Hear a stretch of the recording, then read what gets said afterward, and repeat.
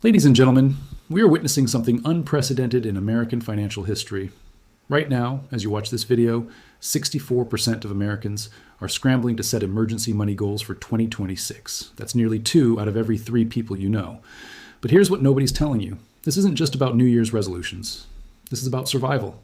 The question isn't whether you should be worried. The question is, are you already too late? By the end of this video, you'll understand exactly why millions are in financial panic mode right now, what they know that you might not, and most importantly, how you can turn this crisis into the biggest opportunity of your life. But first, let me show you something that will shock you to your core, and let me paint you a picture of America in January 2026. While you were celebrating the holidays, something terrifying was happening behind closed doors in households across the nation. Financial panic was spreading like wildfire. The numbers don't lie, and what they're revealing is bone-chilling. According to the latest data, an astounding 64% of Americans have now set financial goals for 2026, and this isn't your typical resolution enthusiasm. This is desperation dressed up as determination. Think about that number for a second. 64%. That means if you're sitting in a room with just 2 other people right now, statistically, at least one of you is experiencing serious financial anxiety. But here's where it gets even more disturbing. This 64% figure represents the highest level of financial goal setting in over a decade. Why? Because people are terrified. They're not planning for dreams anymore. They're planning for survival. The stock market just closed out 2025 with the S&P 500 up 16%, the Dow gaining 13%, and the Nasdaq surging 20%. On paper, everything looks fantastic. So why is everyone panicking? Because behind those gleaming numbers lies a darker truth that Wall Street doesn't want you to see. While the wealthy few rode the AI boom in tech stocks to astronomical gains, average Americans were drowning in a sea of rising costs, stubborn inflation, and credit card debt that's reached absolutely catastrophic levels. Let me take you back for a moment. Remember 2024? The year started with hope. Inflation was supposed to come down. The Federal Reserve was supposed to start cutting rates aggressively. Life was supposed to get easier, but that's not what happened, is it? Instead, Americans watched helplessly as their grocery bills continued climbing, their rent kept increasing, and their savings accounts kept shrinking. The emergency fund you thought would last 6 months? Gone in 3. The credit card you swore you'd pay off? The balance just keeps growing. Now we're in January 2026, and the situation has reached a breaking point. The Federal Reserve held interest rates at elevated levels throughout much of 2025, keeping borrowing costs crushingly high. Your mortgage? If you were hoping to refinance, forget it. Credit card interest rates? They're averaging over 20% right now. Student loans? They're back with a vengeance. Car loans? You're paying more in interest than the car is actually worth by the time you drive it off the lot. This is the financial prison millions of Americans find themselves trapped in right now. And it's exactly why 64% of the population is desperately setting money goals as if their lives depend on it. Because they do. But here's what's truly terrifying about this moment in history. This isn't just about people wanting to save more money or pay off a little debt. This is about fundamental survival. When we dig into what's really driving this panic, we find something that should send shivers down your spine. The average American household is now spending 34% of their income just on housing. Think about that. More than a third of everything you earn goes to keeping a roof over your head before you've bought a single meal, paid a single bill, or put gas in your car. And food? The cost of groceries has increased so dramatically over the past few years that families are making choices they never imagined they'd have to make. Do we buy the healthier option or the cheaper one? Do we have 3 meals today or stretch 2 across the day? These aren't hypothetical questions anymore. These are daily decisions happening in households across America right now, at this very moment. Let's talk about what happened with inflation, because this is where the panic really took root. Everyone keeps saying inflation is under control. The experts on TV smile and show you charts with declining inflation rates. But here's what they're not telling you. Prices didn't go back down. They just stopped rising as fast. Your grocery bill that doubled? It stayed doubled. Your rent that increased 30%? It stayed at that new, higher level. Inflation might be slowing, but you're still paying inflated prices for everything, and your paycheck hasn't caught up. This is the cruel mathematics of inflation that nobody wants to acknowledge. Throughout 2025, Americans kept waiting for relief that never came. They kept hearing economists promise that things would get better, that the Fed would lower rates, that prices would stabilize. Some of that happened, sure, but not fast enough and not dramatically enough to make a real difference in people's daily lives.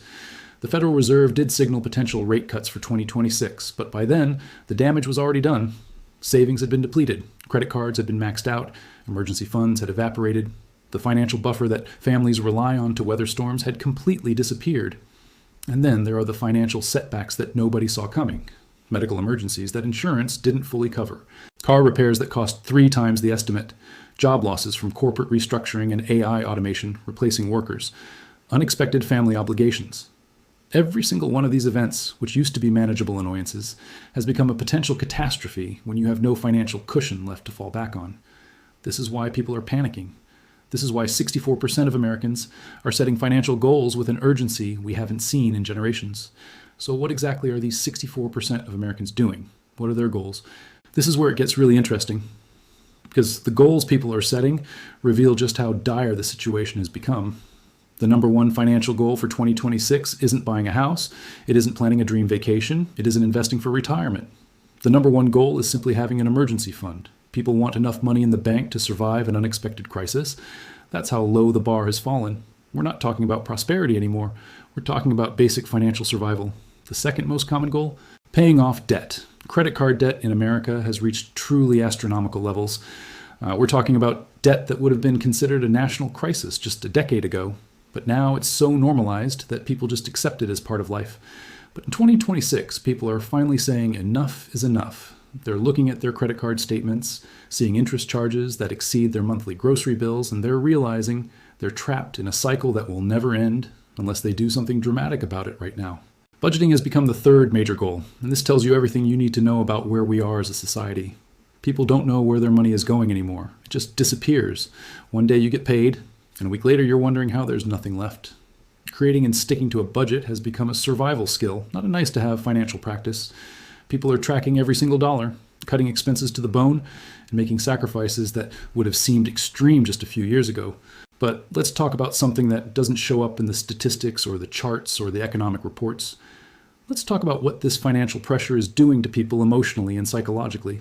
Financial stress isn't just about numbers in a bank account. It's about lying awake at night wondering how you're going to make it through the month. It's about the shame you feel when you have to tell your kids no to things other kids have. It's about the anxiety that grips your chest every time your phone buzzes because it might be another bill reminder. It's about relationships crumbling under the weight of money fights. It's about feeling like a failure even though you're working harder than you ever have.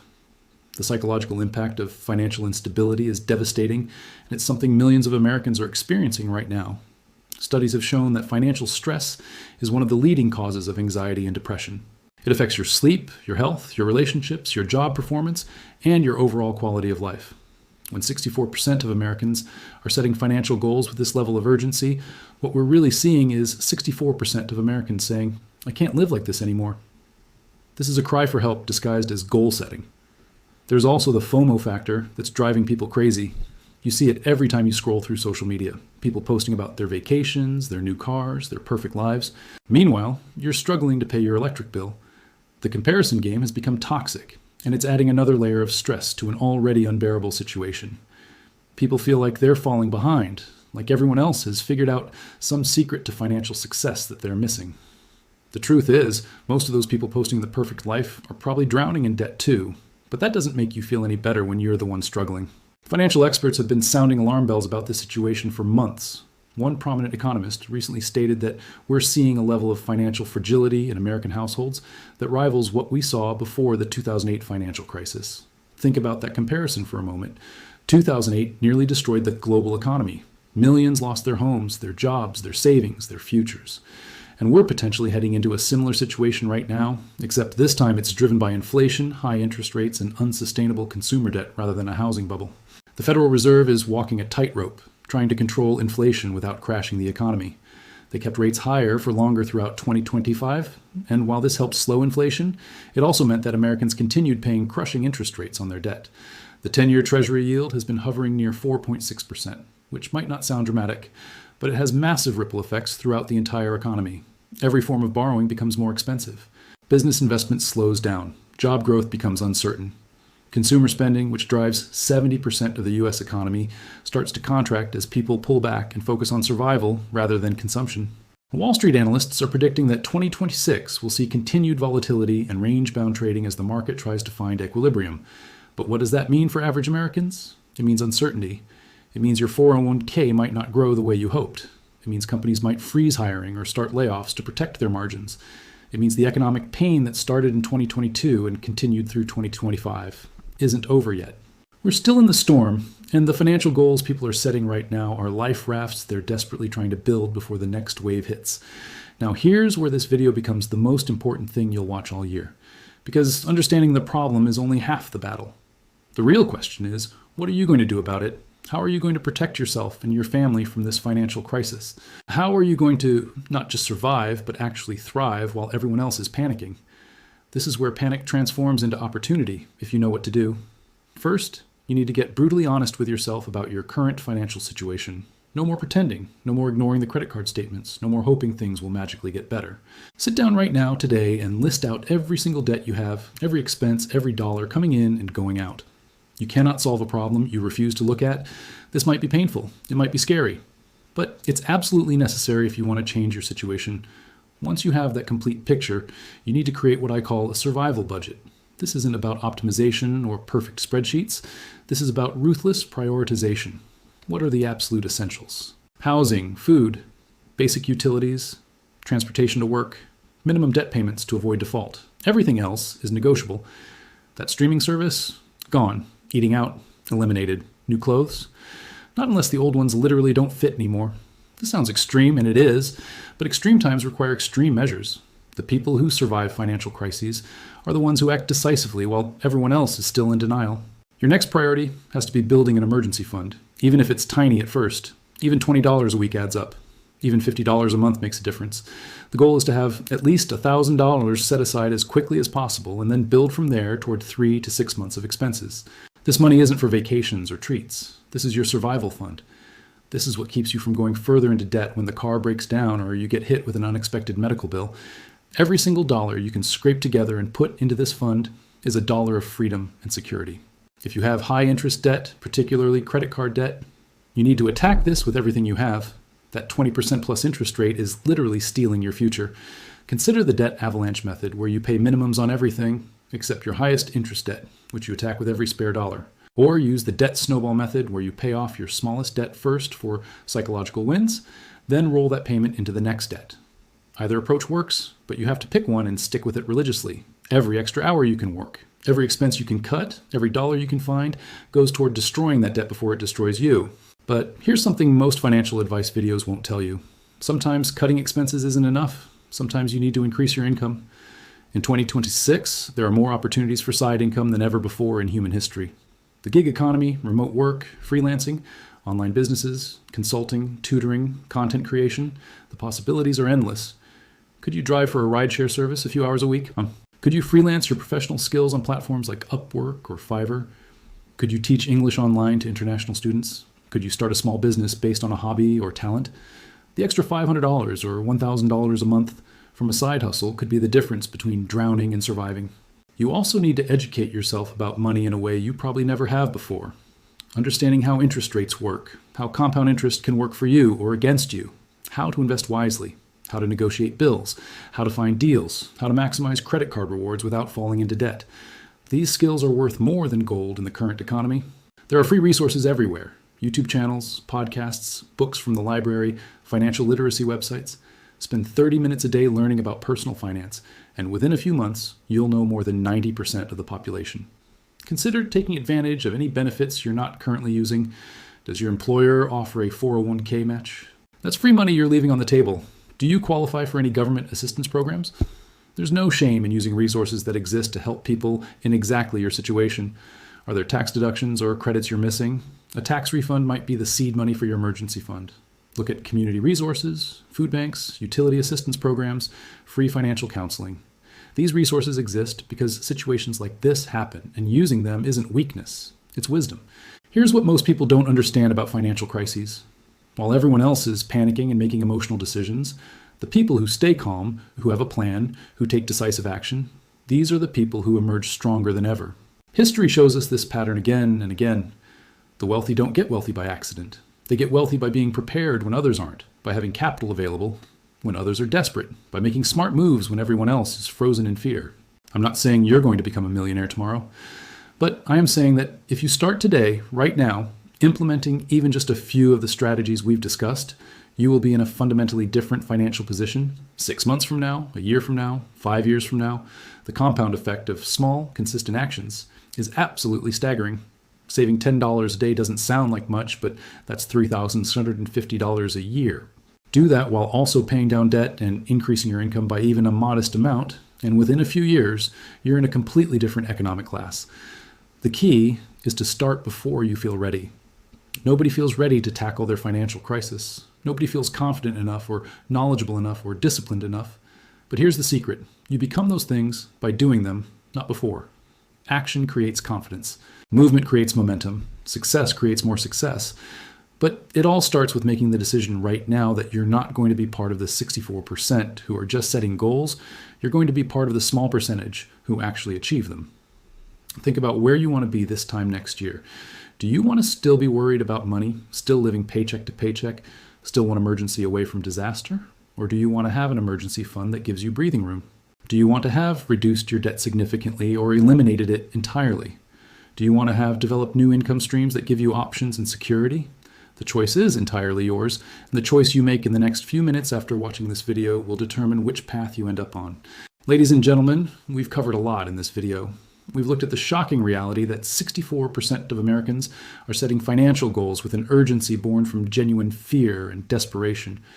We've examined the root causes, the inflation that never truly went away, the high interest rates that continue to burden families, the rising costs that have made basic living expensive beyond imagination. We've explored the emotional and psychological toll this crisis is taking on millions of people just like you. We've heard from experts who warn that we're in a precarious economic position with an uncertain future ahead. But most importantly, we've talked about what you can do right now to protect yourself and turn this crisis into an opportunity. The strategies we've discussed aren't theoretical. They're practical, actionable steps that anyone can start implementing today. Create that brutally honest financial picture. Build that survival budget. Start that emergency fund, even if it's tiny. Attack that high interest debt with everything you have. Look for ways to increase your income. Educate yourself about money. Use every resource available to you. And above all, take action before you feel ready. Because waiting for the perfect moment is just another form of procrastination that will keep you trapped. The financial landscape of 2026 is challenging. There's no denying that. The Federal Reserve is still navigating complex economic conditions. Inflation remains a concern. Interest rates, while potentially coming down, are still elevated. Consumer debt is at crisis levels. The stock market might deliver strong returns, but most Americans don't have significant stock holdings. The wealthy might be fine, but the average person is struggling in ways that don't show up in the official economic statistics. But here's the thing about challenges. There are also opportunities in disguise. Every person who has ever built significant wealth did it by solving problems, by providing value, by making smart decisions when others were paralyzed by fear. Right now, in this moment, you have a choice. You can be part of the 64% who set goals and hope for the best, or you can be part of the much smaller group who not only set goals, but execute on them relentlessly until they achieve them. This isn't about positive thinking or motivation. This is about survival and then thriving. The economic pressure you feel right now isn't going to magically disappear. The bills will keep coming. The debt will keep growing if you don't stop it. The expenses will keep rising, but you have more power than you think. Every dollar you control is a vote for your future. Every decision to save instead of spend is an investment in your security. Every hour you dedicate to increasing your income is a step toward freedom. Every piece of knowledge you gain about money is armor against financial disaster. The people watching this video will split into two groups in the next 5 minutes. The first group will close this video, maybe feel a moment of motivation, then go back to their normal lives and do nothing different. 6 months from now, a year from now, they'll be in the exact same position or worse, wondering why nothing ever changes for them. The second group, much smaller, will close this video and immediately take action. They'll pull out a notebook and start tracking their expenses. They'll log into their bank account and set up an automatic transfer to savings. They'll research side hustles. They'll have the difficult conversation with their spouse about their financial reality. They'll make the decision that today is the day everything changes. Which group are you going to be in? Because I can tell you right now, the second group is where financial success lives. The second group is where people transform their lives. The second group is where panic turns into power and crisis becomes opportunity. But you have to choose it. Nobody's going to save you. The economy isn't going to suddenly get easier. The government isn't going to solve your personal financial crisis. Your employer probably isn't going to give you a massive raise. This is on you, and only you, to fix. Before you go, I want you to do something for me. Actually, not for me, for yourself. I want you to leave a comment right now describing one specific action you're going to take in the next 24 hours to improve your financial situation. Not someday, not eventually, but specifically in the next 24 hours. Will you create that budget? Will you apply for a side gig? Will you call your credit card company to negotiate a lower rate? Will you transfer $50 to a new savings account? Write it down in the comments, because when you declare your intention publicly, you're exponentially more likely to follow through. And if this video resonated with you, if you found value in what we discussed today, smash that like button, because it tells YouTube to share this message with more people who desperately need to hear it. Subscribe to this channel and hit the notification bell, because we're going to continue providing you with the real, unfiltered financial information and strategies you need to survive and thrive in these challenging economic times. Share this video with someone you care about who might be struggling financially, because the greatest gift you can give someone is information that could change their life. Remember, 64% of Americans setting financial goals isn't just a statistic, it's a wake-up call, it's a warning. It's a sign that we're at a critical moment in economic history. The question isn't whether financial pressure is real, it absolutely is. The question is what you're going to do about it. Are you going to be a victim of circumstances, or are you going to be a victor over them? Are you going to let this crisis destroy you, or are you going to use it as fuel to build something better? The next few months will determine the next few years of your financial life. The decisions you make today will echo through your future in ways you can't even imagine right now.